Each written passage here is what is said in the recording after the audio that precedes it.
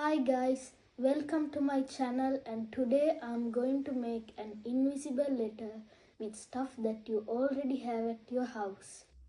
So you need a paper, a lime, a cotton bud, a ball, a candle and a matchbox. First you take your lemon and squeeze the juice out of it to the ball. Then you use a cotton bud, or you could just use a brush to take the juice and write the secret letter on your paper. Then you wait it until it dries.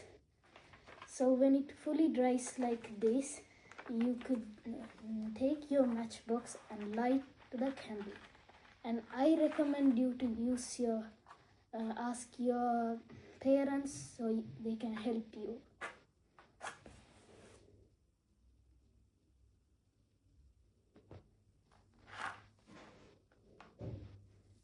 Now you just put your paper up like this and be careful to not burn it.